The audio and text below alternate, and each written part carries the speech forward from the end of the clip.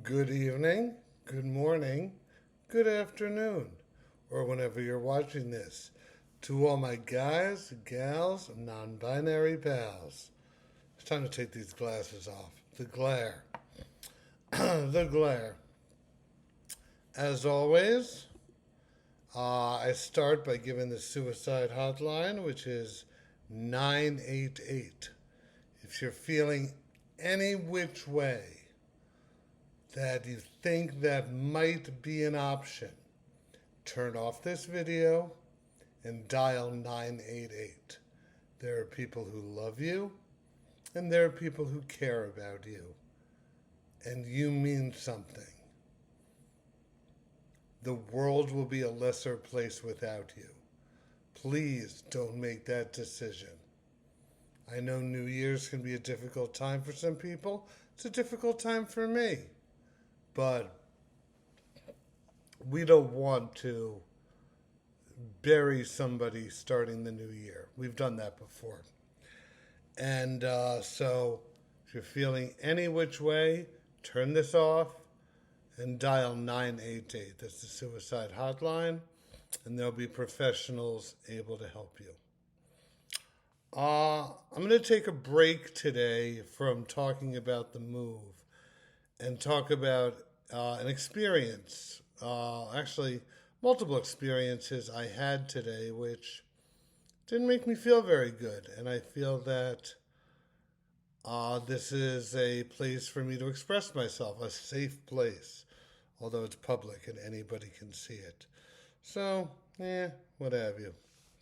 So, I procrastinated this year. As an attorney, I have to take what's called CLEs, and that stands for Continuing Legal Education. I need to get a certain amount of credits per year in order to practice law. I let some of them slide, so today I just was CLE. And one of them was a live Zoom one. And the topic happened to be how to deal with alcoholism in the practice of law. Now, they didn't say the word addiction, although it was called RX and the law. So, a little contradictory there, but I'll give them a pass. And I disagreed with just about everything they said. And then one lady said something that really set me off, and I had to check myself, or else I could have gotten really nasty. But let me just give you, I don't want to go into my entire story right now, but I will eventually. I had a problem with substances when I took the bar, and I eventually passed it. There were red flags that popped up, and it took 5 years, roughly 5 years, from the day I found out I passed the bar to the day I raised my right hand and was sworn in as an admitted attorney. It was a difficult 5 years. What did I do to earn a living? I lived with my mom and I delivered pizza with a law degree, with passing the bar, with years of sobriety. But their system is so intense to prove that I am an honorable member of society. It took 5 years. And there were many times, people will tell you, if you bring it up to people, that I really debated throwing in the towel. I didn't. And ultimately, I became an admitted attorney in the state of New York, the state of New Jersey, the Commonwealth of Pennsylvania, and the territory of the District of Columbia. And I have been at my current job for almost 7 years, and I believe I'm highly respected there. So you would think all's well that ends well. And it has, to an extent. So during this CLE, this older gentleman who was the moderator, and it was more of a discussion than a lecture, was talking about things that just didn't make sense. First, he talked about, lawyers helping lawyers, which pretty much is like a self-help group for attorneys, sort of like a 12-step group. I actually went to them for like 4 years, and they've read the AA literature in the beginning. Every single one of those, somebody showed up under the influence. The problem I have with those groups is the bar mandates people to go to them. Thus, you will not get admitted if you don't go to them.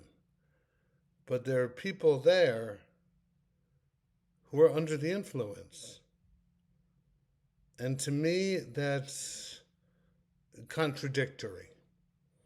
Now, if it was optional and people went there to either get help or give help without an obligation, cool.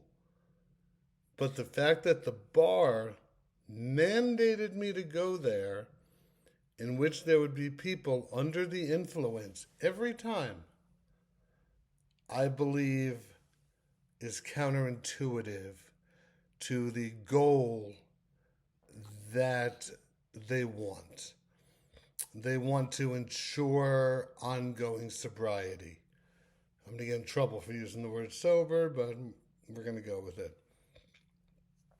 Also, in this lecture/conversation today, people didn't seem to recognize drugs.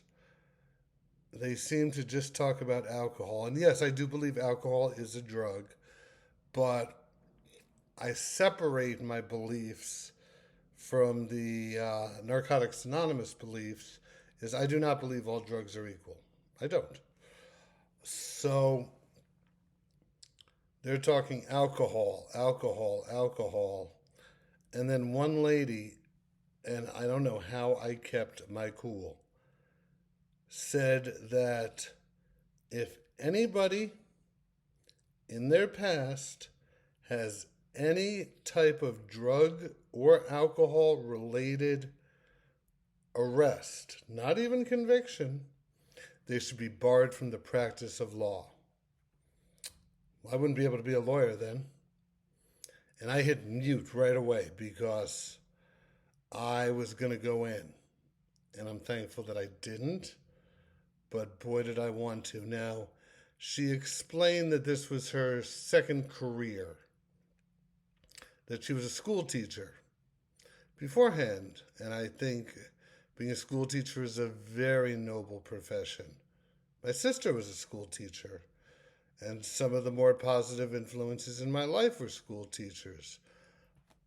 But she claims that no school teachers have alcohol or addiction issues.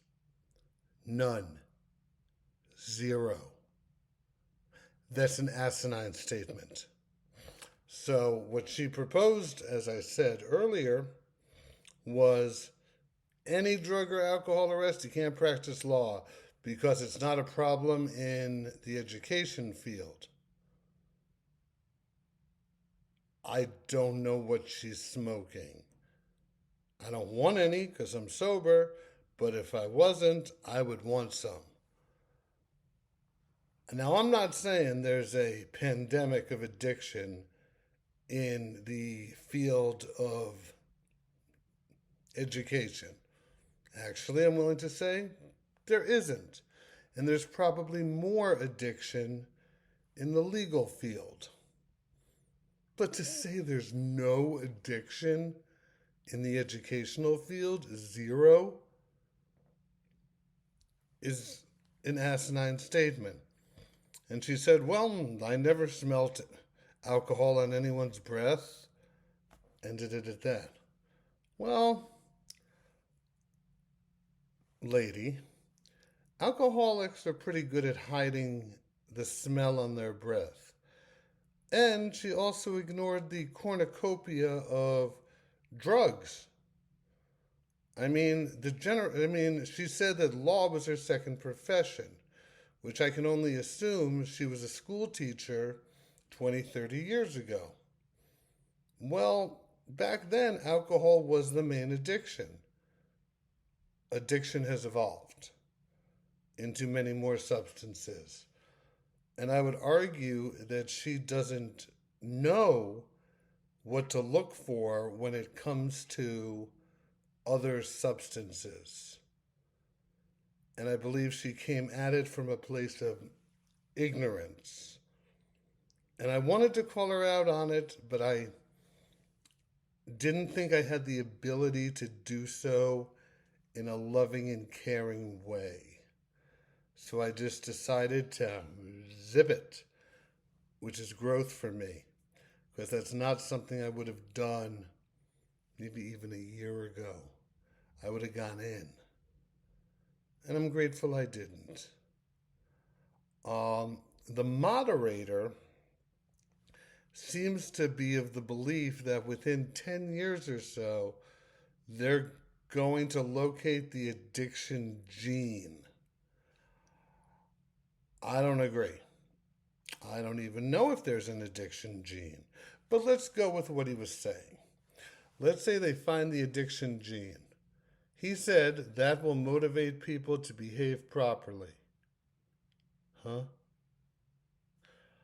And he compared it to type 1 diabetes. Okay. This is a bad comparison. If people don't take their diabetic medication, they're going to feel very sick. Now, I'm not diabetic, but this is just going based on common knowledge of what I know. If an addict gets high, they're going to enjoy it at first as their life destroys around them. It's not a fair comparison. And he said, this will motivate people who are prone to addiction to not take that first step. Is he out of his mind? I have addiction rampage through my family. Cousins, aunts, uncle, you name it. And do you think that being told that these issues run in my family made me think, maybe I shouldn't do that? No, of course not. If anything, it made me want to do it more.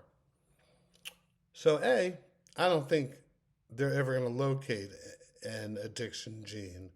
So I disagree with his premise to begin with. But B, even if his premise is right, I think it's going to make the problem worse. Because I would argue that most people start drugs or alcohol, I'll separate the two, sorry NA people, as a form of rebellion because they're told not to. The DARE program, complete disaster from the 90s. So it motivated people, oh, you're going to tell me I can't? Well, that's the way to guarantee I will. And it seemed like he had a lack of understanding, but he came from a good place. I'm actually going to email him and explain to him my take in a loving and caring way, of course, because I believe his heart was in the right place. Now, the lady before him, she was a little nasty. She's like, no, just, if they have any problem, don't let them in the field. Well, aren't we supposed to be a world of second chances, third chances? Like, if that was the case, I wouldn't be a lawyer right now. And I think my firm very much appreciates me. At least I hope they do. But it put me in quite a negative place. So then I watched another CLE. This one was not interactive, it was pre recorded. And it was on paralegals. Now, I don't want to go into the whole story because I'm going to at a later date. But 4 bosses ago, so not my boss now, he's great. Not my boss before my boss now, he's great. Not my boss before that one. He was a piece of garbage, but he's not the one who this story applies to. But the one before that, I'm not going to say his name, but we're going to call him Oscar. I'm going to talk about, I'm not going to tell the whole story, but he got me into a lot of trouble. But I should have known, and I shouldn't have gotten in business with him because he, Oscar, is a member of Narcotics Anonymous. He had 30 years and can barely pay his electric bill.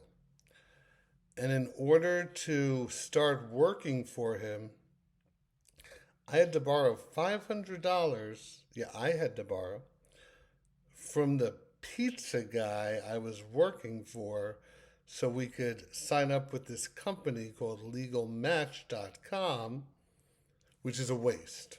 Sorry, they were useless. But I had to borrow money to practice law from a pizza guy. That should have just set it off right there.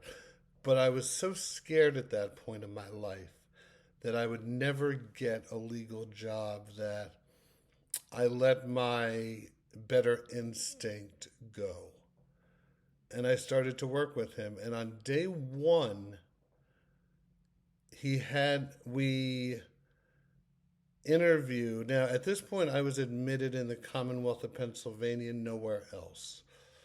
We had interviewed somebody who was being charged with, I believe it was felony assault. I'm not totally sure. It was a long time ago. And they had me drive him home to Irvington, New Jersey. Now, I didn't know what Irvington was. I didn't know anything on anything. All I know was it was a situation that could have been very dangerous for me. It was dangerous for me. There were things yelled at me, which I will not repeat due to the YouTube rules. The potential client was definitely had a firearm on him, and being he was a felon, it was illegal for him to have. Oscar didn't care. Didn't care at all. I shouldn't have shown up day 2, but I did. Oh, he also promised me $600 a week under the table, and they gave me $500 a week, which I reported as a 1099 because I wasn't going to get in tax trouble. No, sirree.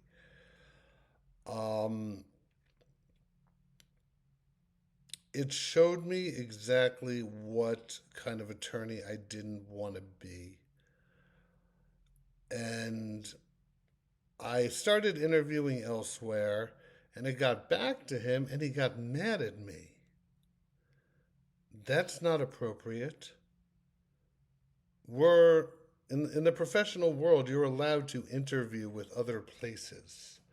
That's not a cause for an employer to get angry unless you have an exclusive contract. I didn't even have a contract. So that's another sign I should have bounced. And then eventually when I did bounce, and I handed everything over to him because I was doing paralegal work for New York and New Jersey and legal work for Pennsylvania, which he tried to sneak into, but I knew his Pennsylvania license had gone stale, and I didn't want to get in trouble, so I kept him at a distance in those matters. But he dragged me into a New Jersey case, and I made it very clear to the client that I was not admitted in New Jersey. Obviously, that didn't matter because he threw me under the bus. And which leaves a little stain on my record that's going to be there forever. And how much did that stain cost me? $100,000 in legal fees. And then when I applied to Arizona, which I'll get to, another lawyer for roughly $25,000. Basically, because I worked for this gentleman, Oscar, hemorrhaged money.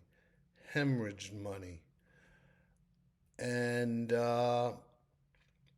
it was tough to stay clean, but I did. Now, why did I get connected with him? To go back to the original CLE, continuing legal education, if I didn't make that clear before. Because of the red flags due to my past, I had to have a legal advisor with 5 or more years of legal experience and sobriety. That was it. No fact checking, no looking at his record, just 5 years sobriety, 5 years legal experience. Not the fact that he had been brought up on disciplinary charges 7 times. Why would they care? Good mentor for me. Still, the red flags were there and I should have caught him. But it ended up causing me a lot of embarrassment. And then, as I said, I'm going to tell the entire story in detail. But watching this CLE about an attorney's responsibility towards their paralegal really infuriated me.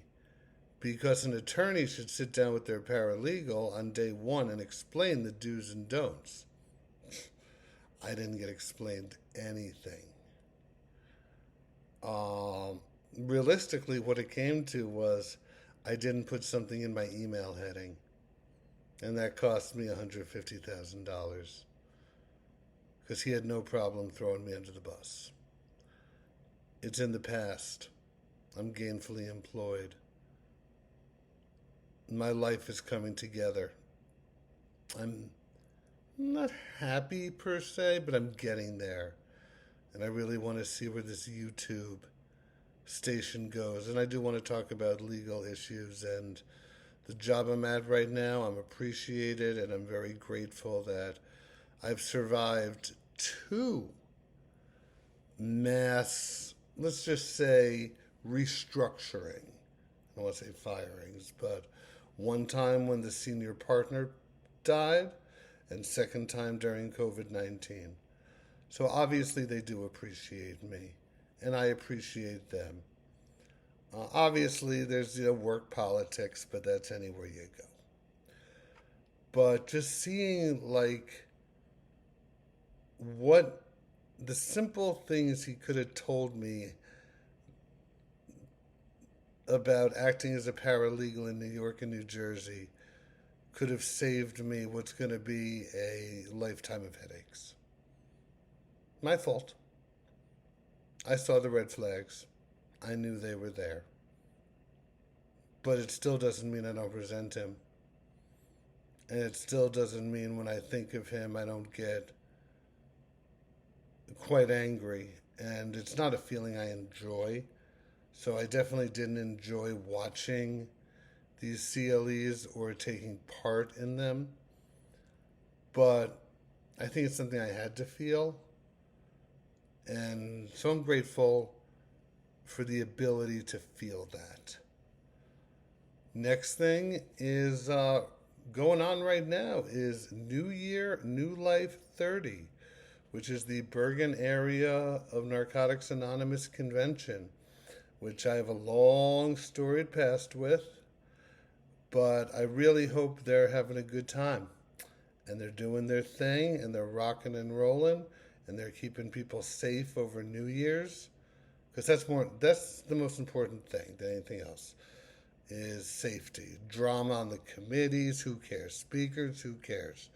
Keeping people safe. And it's funny how my life has changed, because I was scrolling through Facebook and Instagram before I started this video. I couldn't find anything. Now, that's not to say the convention's not doing well. I'm sure it's doing great. Just my group has changed. My social life has changed. It wouldn't appear on my wall. Those posts wouldn't appear.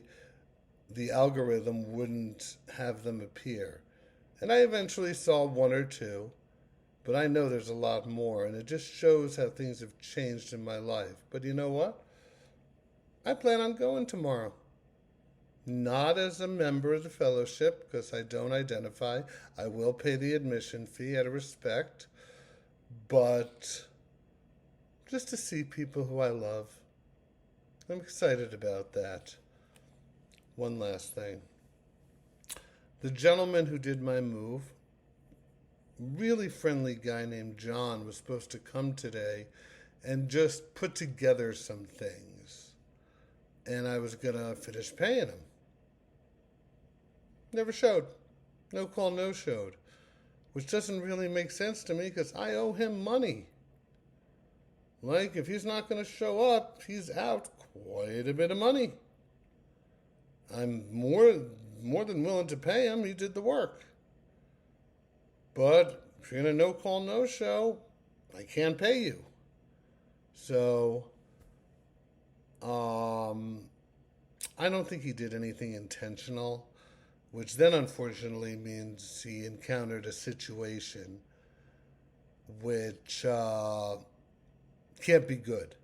So keep him in your thoughts, and hopefully that all works itself out tomorrow. He texted me at like 4, and he said, "I'm on my way." Well, it's 1:03 a.m. and he's not here, so I don't think he's coming, but I hope he's okay. You know, I mean, I can put together my bed frame. Well, no, I can't. But I can hire someone who can. And I just hope he's all right, because there's nothing missing. So he didn't steal anything, and I owe him money. So it behooves him to show up. But I think he will. I think something probably happened. And last thing really is good night. This is probably going to be the last time you hear from me in 2023, because I'll probably do a post-convention little chat tomorrow, but that will be 2024. So let's see what happens to this station in 2024. I'm excited about what the year has to bring. I'm not forgetting the past, but I'm not going to dwell in it. I'm excited about seeing people tomorrow who at one point made my blood boil, and that's growth. And I love you. So to all the guys, gals, non-binary pals, I hope you had a great 2023. However, 2024 was the best year of your life.